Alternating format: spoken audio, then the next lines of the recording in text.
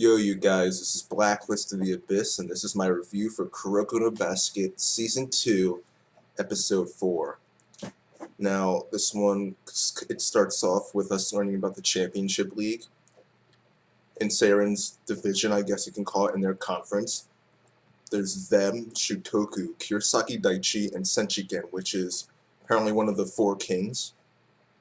So, at first, it seems like it might actually be a tough match, but no. But before I get there, let's talk about Kuroko and his vanishing drive. He practices it on Kagami, and he loses the ball. And the point of this isn't really to show us the vanishing drive, because we've seen it already with Momoi. The point of this is to show just how much work Kuroko's put into it, because not only has he practiced so much that the leather on the ball wore off, but he's practiced so much that he's actually had to go through six different balls just to not even master it yet, because he hasn't mastered it yet. So pretty much the point of that scene is just to show how much work Kuroko's put into it. And Kagami, he's surprised too, because Kuroko's done all of this during the summer alone. So he's clearly been working hard. But after this, we see Aomine and Momoi. Again, their relationship is the same as it always has been.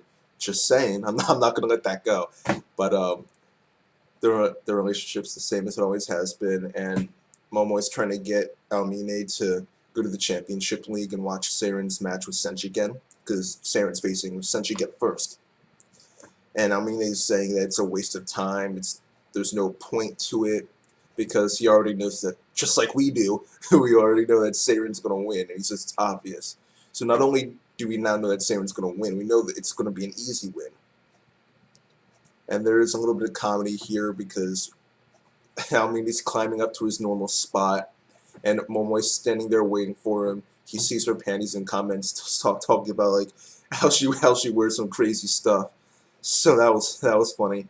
Now Aomine does this like crazy flip, jump, fly through the air, land on the roof move. That was unrealistic, but kind of funny at the same time, since it wasn't really meant to be.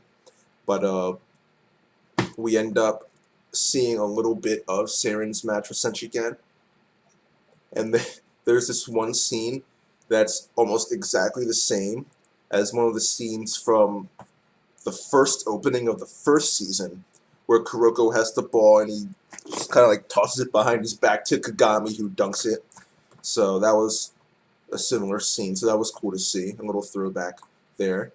And then we see Kurosaki Daichi facing Shutoku, and apparently they don't have their first string playing at all. Their first string is watching Seirin's match with Senshiken. So pretty much what the point of that is, Kurosaki Daichi is throwing the game, the Shutoku game, and Takao, he's kind of annoyed by it too. He's annoyed by it, and Midorima, he's disgusted. He really is. He's just disgusted by it.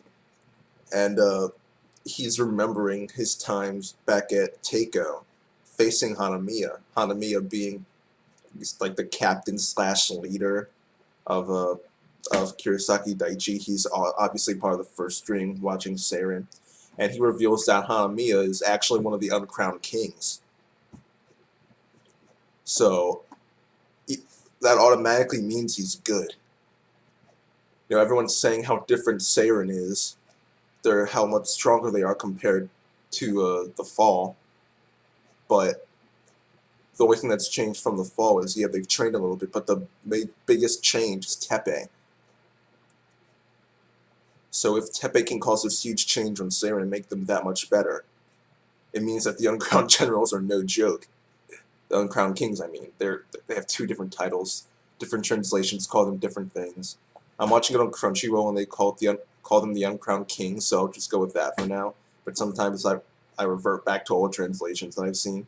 But if Teppei can provide that big of a change on Seirin, then obviously Hanamiya is very strong as well. he's probably a great player, but everyone's opinion of him is pretty low. So that tells you something about him. Um, Seirin, after their match with Senshigen, after Shutoku finishes their match with Kurosaki Daichi, they end up having this like stare down. They're all just like staring at each other. And the freshmen, they're like, "Oh, I mean, we beat them before, so we should be able to beat them again. I don't see why you guys are worried so much." But they're saying, "No, no, we should be worried. That's exactly why we should be worried, because we beat them before. Before they were looking down on us, they felt as though they were immortal. You know, they were already good. Then they got one of the generations of miracles, and then they couldn't lose. And the generation of miracles never lose. They've never lost before in their lives. But now they've experienced defeat for the first time, so now they're serious. They're serious. They're going to go all out."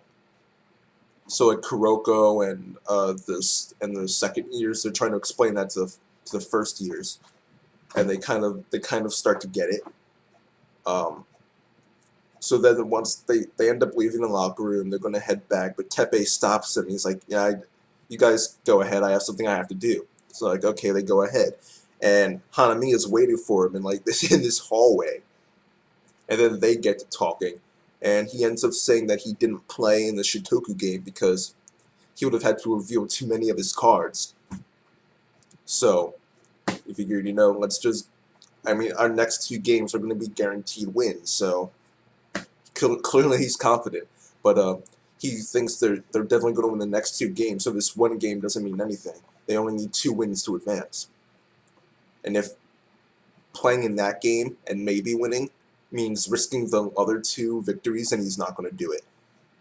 But him and Hanamiya and Teppei, they're talking. We're going back and forth between them and Hyuga, talking with the first years and Kagami, because Kagami notices that he noticed Hanamiya there. Because the other first years were like, "Oh, did Teppei forget something?" They're clueless. They're clueless. They have no clue what's going on. But Kagami notices, and Hyuga explains everything. And that's pretty much it for those scenes. They kind of end with Hanamiya leaving, and he says to Teppei that he hopes his injuries heal soon. That's all I'm going to say about that. But after this, we go to the next day, Seirin and Shutoku's match. Kisei stops by to watch, and Aomine might be stopping by to watch too, because earlier he said that the match that it's not worth watching Seirin and Senshigen, but the real match to see would be Seirin and Shutoku. So he might show up as well. But the 2 teams are getting ready for their match. Teppei is talking with everyone, talking about how hungry Shutoku is. They've tasted defeat for the first time. Stuff I said before. They tasted defeat for the first time, and they don't want to taste defeat again. They're incredibly serious this time. They're going to go all out. And Takao, he's trying to like lighten the mood with Shutoku, but Midorima's not having any of it.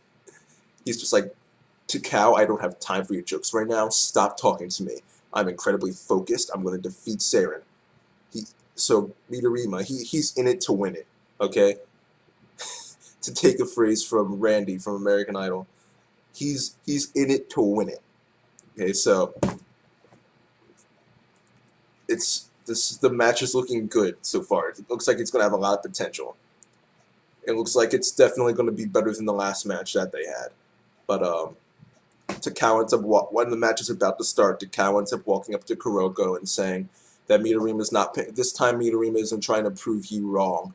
This time he's focused solely on Kagami. He's fully accepted Kagami, and he's going to be going all out.